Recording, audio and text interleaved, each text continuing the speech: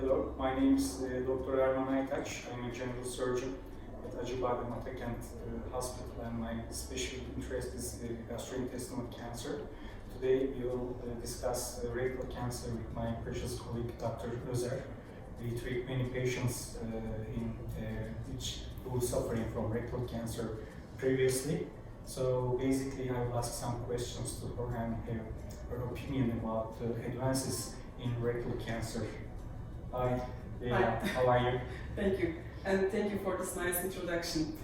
Well, the standard treatment for locally advanced rectal cancer has been mainly long-course radiotherapy in addition to chemotherapy, either given as intravenous infusion or as oral pills so far.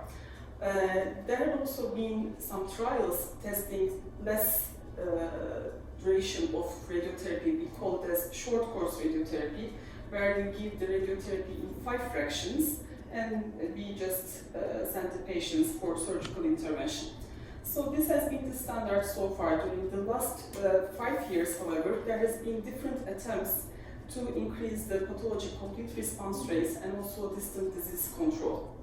We know that at least after the German trial, where long-course chemoradiotherapy was used, that in the long-term follow-up of the disease, we saw that 1/3 of the patients had distant metastasis, and also approximately 10 to 15% of these patients had local recurrence. So the major goal was to increase this distant disease control and to make a better local disease control. And also another important thing was to increase the sphincter preserving surgical rates. And to maintain the continuity of the bowel. Yeah, for sure. There had always been a discussion about which patients are really candidates for adjuvant chemotherapy. Adjuvant chemotherapy we mean as protective chemotherapy after the surgical intervention. For those who have been receiving neoadjuvant chemoradiotherapy, we sometimes end up with pathological complete response. That means the diminishing of all the microscopic tumor in the rectum and also in the lymph nodes. Was adjuvant chemotherapy really necessary for these patients or not? Or another question was whether it was really useful to give chemotherapy for the patients who have residual tumors, because there have been conflicting information in European and American guidelines about which patient really needs adjuvant chemotherapy. So in order to increase these pathological complete response rates and also the distant disease control, some of the physicians tested to give this chemotherapy, the planned whole adjuvant chemotherapy in the neoadjuvant setting.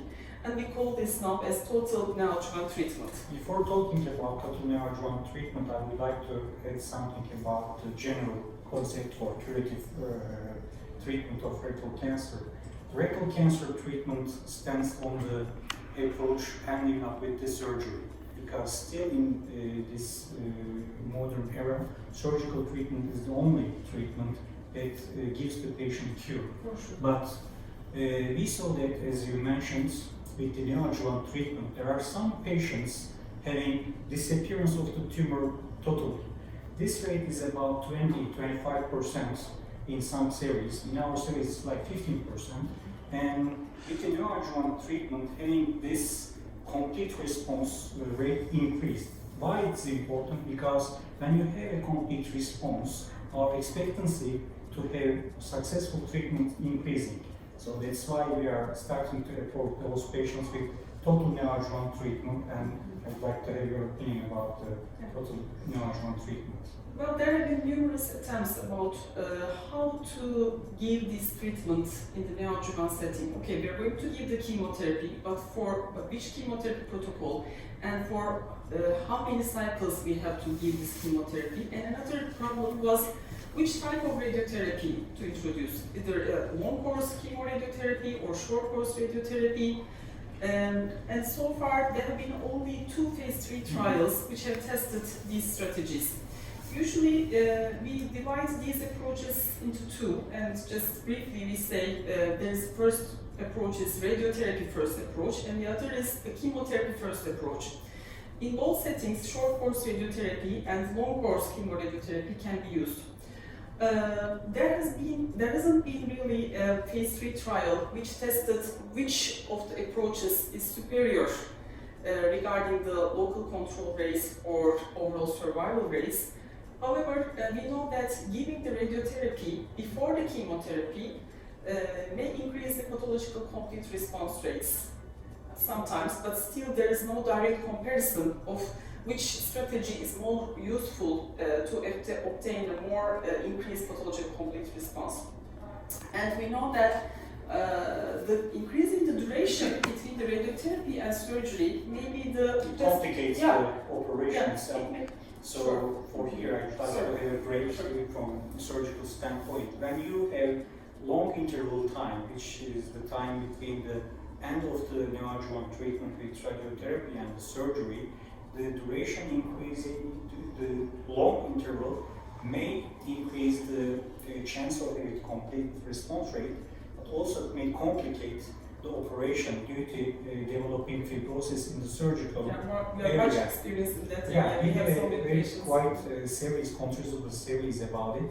And my understanding in our approach, we evaluate the patient's tumor stage at the time of diagnosis. If the patient has a tumor with invasive to the anal sphincters, or if the patient has symptoms with the tumor, such as bleeding, some sort of other problems like some semi-obstruction, may say. It's not like a total obstruction, but there are some patients, majority of the patients having difficulties when they are having bowel movement in this setting. We may then consider to start with chemoradiation if we will end up with radiotherapy. to control the symptoms, the bleeding or obstruction, which is not complete at the beginning, and this may increase our chance to have more tumor shrinkage.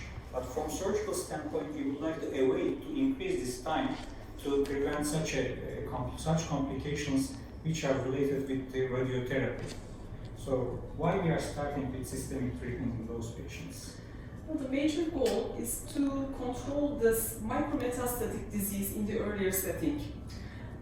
And also we know that still chemotherapy can shrink the tumor, and we can also decrease the symptoms of the patient. I mean, it's really not always necessary to start with radiotherapy, but of course, as you have mentioned, those with intractable bleeding and really intractable pelvic pain, so they really may be candidates for radiotherapy. Yeah, and for sure, for anal sphincter irrigation is another point.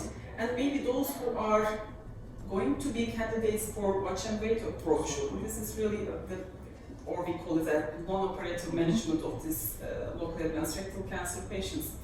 Well, but we know that just following the patient closely and evaluating the treatment response at least every 8 weeks will help us to just see whether the tumor is responding or not. Of course, there is a small group of patients who may still have progression despite this chemotherapy, but with this close follow-up, I don't think that's going to be a problem. So patients should not be afraid of starting with chemotherapy, but of course, still guidelines do not point at a specific patient for a specific treatment approach, and that, as you have mentioned already, we make these decisions individualized setting, and we really discuss all the patients with all the radiological examinations and the physical examinations in the multidisciplinary setting. Yeah, we have quite experience about total neoadjuvant treatment. It almost become our now standard approach for locally advanced rectal cancer.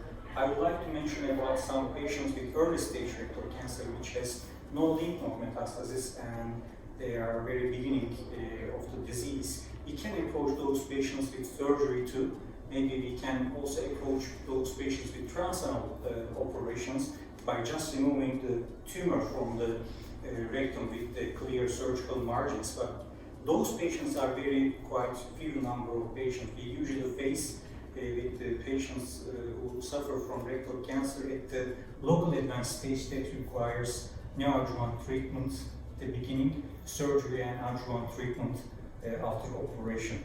Would you like to add anything else to the speech about rectal cancer?